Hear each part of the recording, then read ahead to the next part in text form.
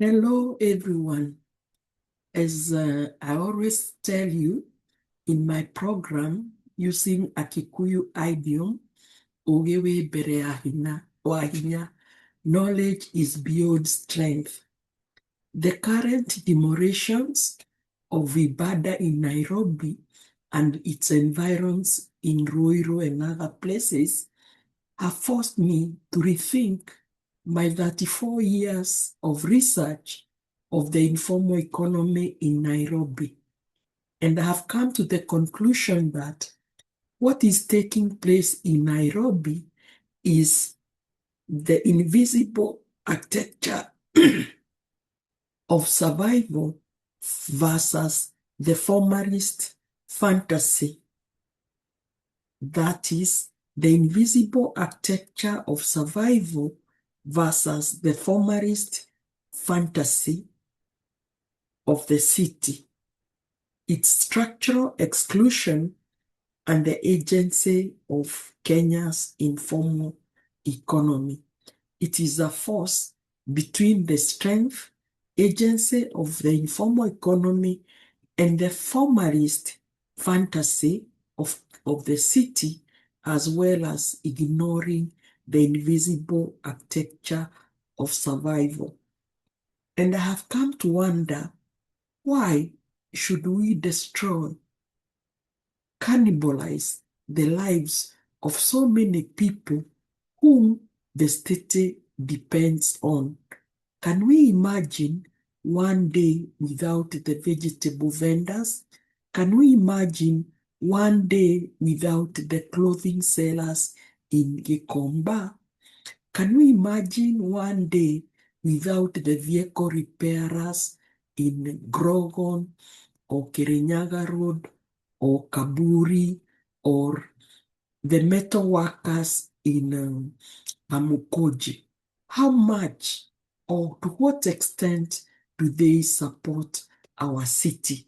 So it is in the light of these things, and I have written about the informal economy for over 34 years. It's available in my books, it's available in papers, and I have made numerous presentations which policy planners have chosen to ignore because I'm not a white expert, because I'm not black or white male.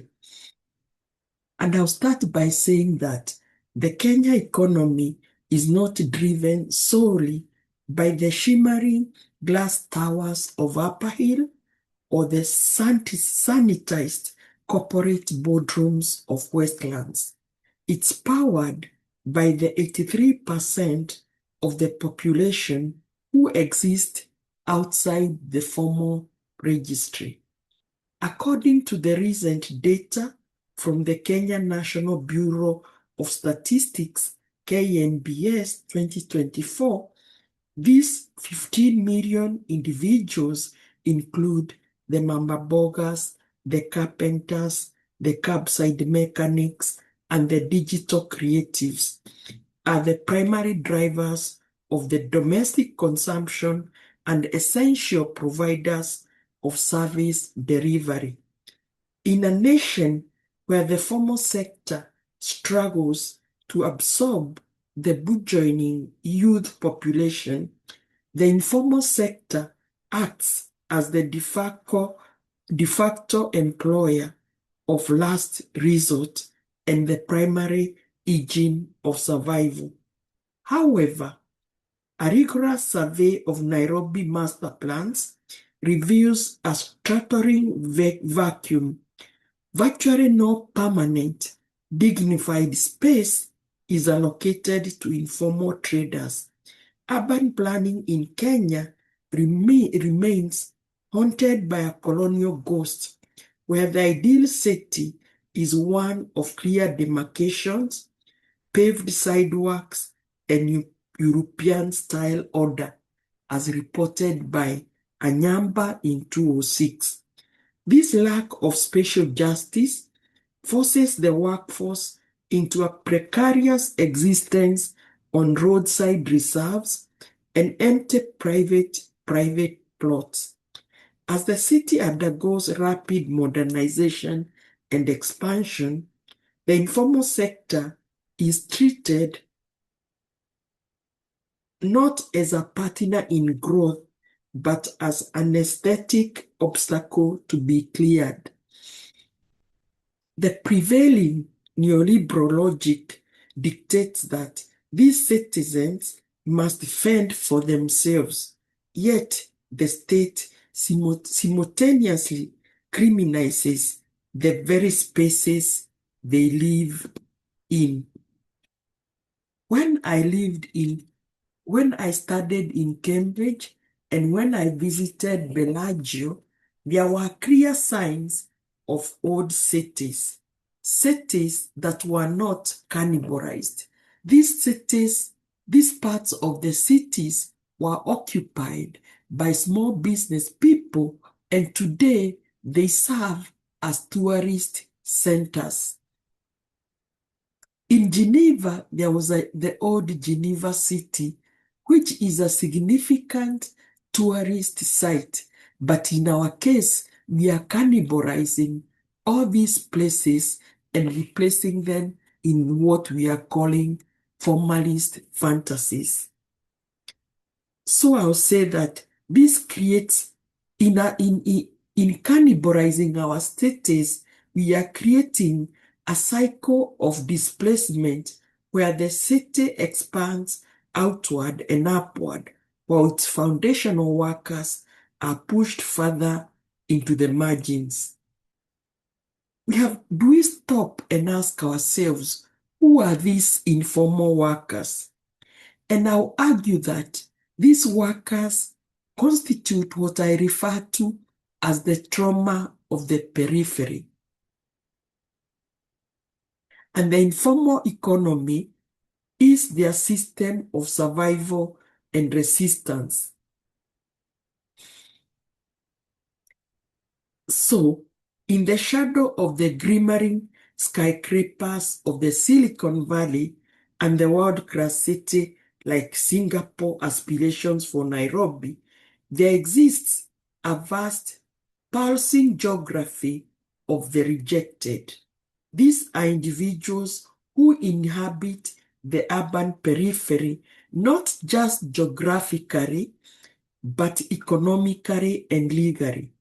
As Achille Bebe suggests in the post-colonial state often exercises power not merely by governing life, but determining who is the surplus, who is the citizen, who belongs and who does not belong. In determining the surplus, education in Kenya ceases to be a tool of mobility, but rather a social marker of exclusion.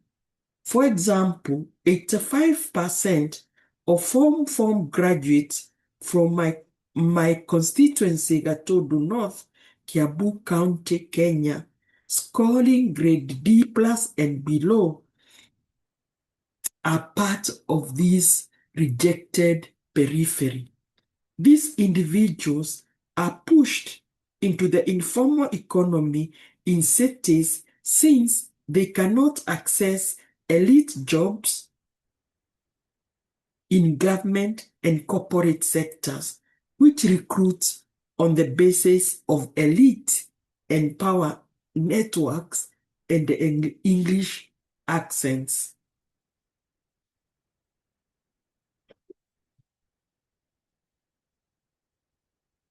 To the state planner and the political class, the informal trader is a statistical nuisance or an aesthetic blot. However, a deeper assessment reveals that the informal sector is a sophisticated, low-barrier entry for survivors of multiple layers of trauma, economic, political, and domestic. In the absence of a formal social safety net, the kibanda or stall and the juakari informal workshop function as delicate trauma recovery systems. When the state orders demolition, it's not merely clearing a road or preserving a riparian edge. It is demonstrating the only infrastructure that allows the surplus, the non-bodies, to remain human. I remember those who studied at Cambridge. They can bear witness how some colleges were next. Their walls were very close to the River Cam. This never affected the flow of River Cam. And I wish the alumni from Cambridge could come up and testify that cities have been built on riparian land and they have not affected rivers. The workforce of the informal economy is frequently and unfairly mischaracterized as unskilled or uneducated. Such labels ignore the deliberate systemic barriers that prevent formal entry. To understand the informal sector, one must understand the machinery of exclusion that produces it. Education stratification as a filter. In regions such as Gatodu North, the formal education system acts as a filter than a ladder. Statistics indicate that an alarming 85% of Form 4 graduates scored grade D and below. In a system that equates human value with exam performance, these youth are effectively rejected by the state-sanctioned labor market before they even enter it. They are not lacking in intelligence or drive. They are simply survivors of a system designed to cater to an elite majority.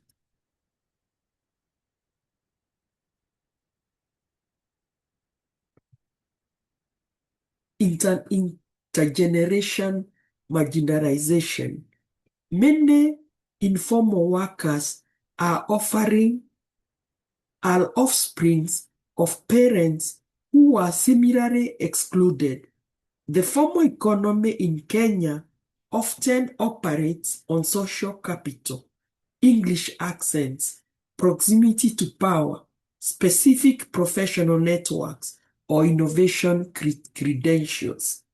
Without these markers, individuals are locked out of corporate government nexus. This creates a hereditary form of marginalization where children of people with low incomes are destined for the vibada because linguistic and social gatekeepers bar the gates of the formal world. For example, have you ever wondered the high turnover of house managers or housemaids, where they end up to? Have you ever wondered when you just come back from work and find that they have not done what you expected and immediately tell them, can you just leave? Have you ever wondered where they end up to and where they end up, what things they end up doing in the city? Then there is the trauma of the periphery. A significant portion of this demographic consists of survivors of political instability and gender-based violence. For many, the informal economy is the only acceptable safety net in society that offers no formal social security or state-sponsored protection. In the eyes of the urban elite, the financiers and planners, these individuals are viewed as disposable or less than human. This dehumanization is a psychological prerequisite for the state-sanctioned violence often visited upon them with advice from their financiers like the World Bank, the IMF, and other donors who pretend that their cities are ideal. I have visited now cities not as an academic tourist, but I have seen the reality of cities in these countries who come as expert advisors to our countries. They have their inner cities, they have their cities and periphery coexisting, and they have small businesses where people do their businesses in garages. They have farmers markets. They have even markets all over. So let's shun this through a decolonial perspective and plan our city as a city of the soul and not a city of the stone. So, as I say, we need to look at the city through a decolonial perspective. And what does this decolonial perspective entail? To move from the colonial city, we must first go beyond the deficit model.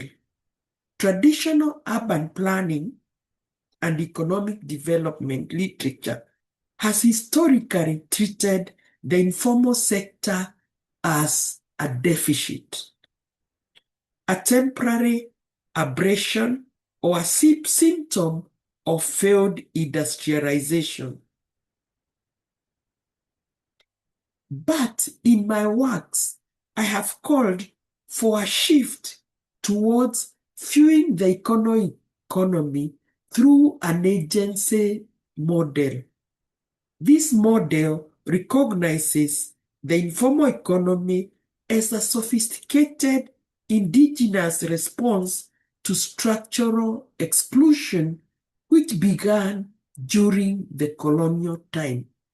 If you visit the archives, which I have documented in my books, while the colonial government offered spaces for the Arabs, the Asian, and the European traders, the African traders were supposed to move around with their goods in the city or were allocated then, which they named Miariro, or spaces where they displayed their goods. It was only Charles Robia, may God rest his soul, who aggressively protected the hawkers after independence. And he worked very hard to establish markets, and at one time, he even confronted the police officer against the demolition of hawking spaces and fighting of the hawkers. In my works, I provide a foundational critique of the national ISO. I have documented the movement of women from the margins to the center, geographic and economic principles to the center of Nairobi CBD. This is not a chaotic sprawl, it is a calculated assertion of economic citizenship.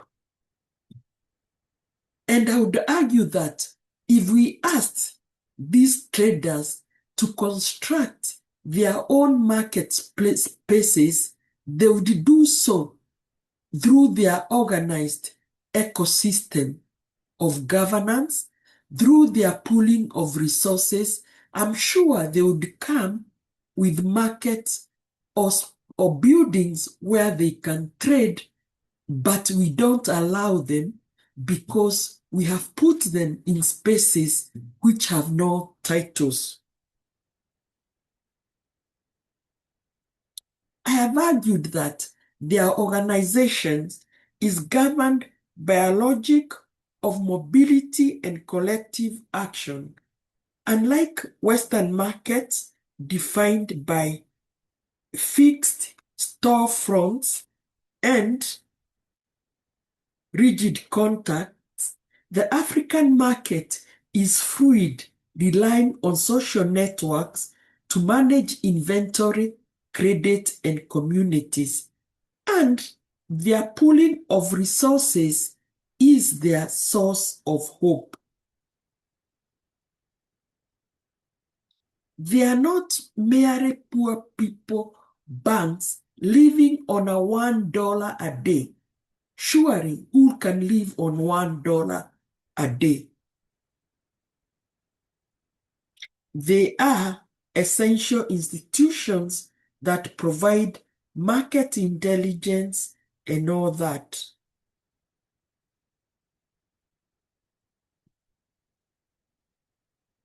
They operate on a territorial complex solidarity, and this complex solidarity can be transformed into a physical solidarity if we involved them in planning and architectural buildings. That's why when we construct markets for them, they quickly leave them because you are ignoring their territorial complex solidarity.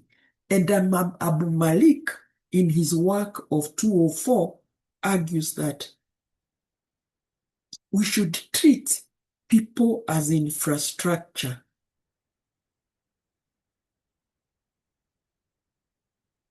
Mama Boga is not just a trader. She is the infrastructure for urban food security, for urban food clothing. The Chama member is the infrastructure for banking. This economy of care fills the voids left by the state. Simone argues that the urban vitality in Africa is sustained through constant, flexible negotiations among people. Therefore, when the state uses bulldozers to clean the streets, it is not improving the city. It is sabotaging its own essential infrastructure. Modern urban planning in Kenya remains trapped in the colonial shadow, as Anyamba 206 notes. Current spatial arrangements often echo colonial segregation, deciding to keep the native population at a distance from administrative core. That's why we have crowded places like Kileleshwa. That's why we have crowded places like Lavington with high rise. Why can't we extend outward and create new cities and leave these spaces for tourist attractions? Then, current masculinist and elitist zoning. Current zoning laws and city bylaws are often masculinized and elitist. They are designed to protect the interest of formal corporate governance, nexus class, towers, and shopping mall, while criminalizing mobility of the subaltern trader. This formalist fantasy creates a city that is hostile to 83% of the workforce currently in the informal economy. I call for the demasculinization and Africanization of the city. A special reimaging of the kibanda is accorded the same legitimacy as the bank. The English accent is gatekeeping.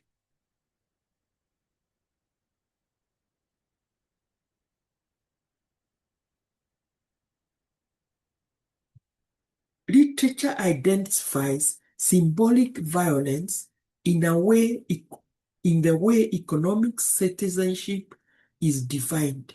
The requirement for a formal English accent, specific credential, or physical addresses recognized by the Nairobi Master Plan acts as a tool of gatekeeping.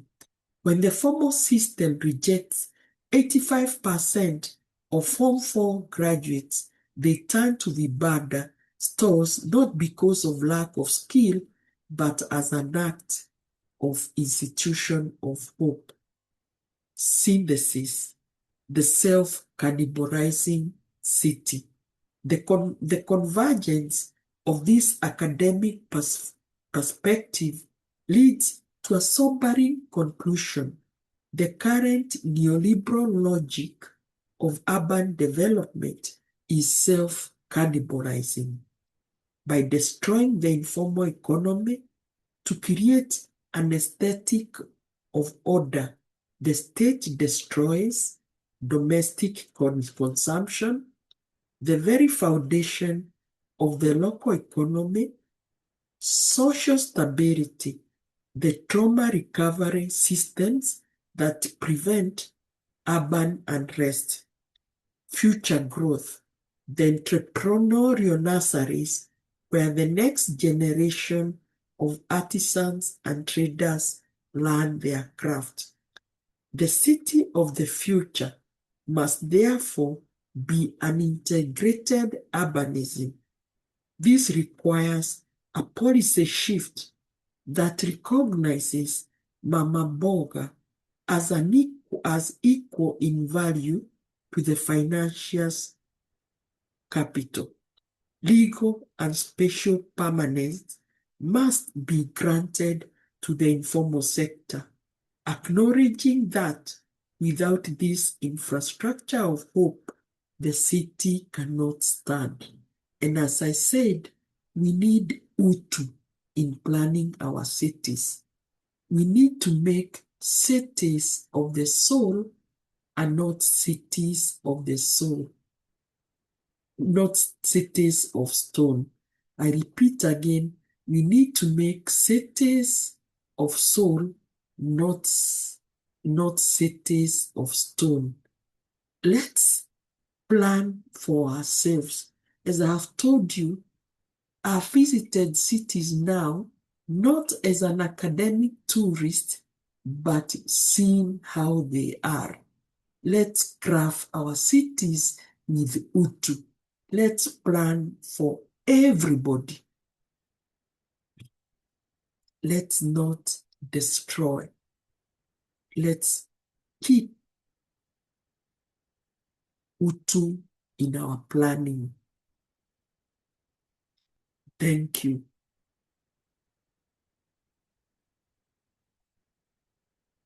I'll repeat that this program is ran under Ongewe Bereahinya, and this program it offers alternative perspectives to development studies. If you are interested, follow my YouTube channel and Facebook page, Mirigeri Media. Subscribe, like, and share. This is how we shall save ourselves. And why I'm sorry to say this on a global TV, a global channel, when I moved my residence, it was a grassland. And thieves attacked me. They took everything I had accumulated over time. They hit me on the head and also sexually violated me. But one thing they told me is that we are the people causing them to do these things because we are accumulating all the wealth to ourselves. So, my colleagues, as we create the gated communities, as we do all we are doing, let's remember the trauma we are causing some people, and this trauma will come up in terms of violence, and that violence will come back to the elite. Sometimes when passing via Loiro going to Kiambu, I've seen a city there called Tattoo City. And opposite it, I've seen another city saying Tattoo View City. So what are we doing? Let's face the reality. Goodbye. Let's make our cities friendly and live in Utu, live in love. Thank you very much for listening to me. Subscribe,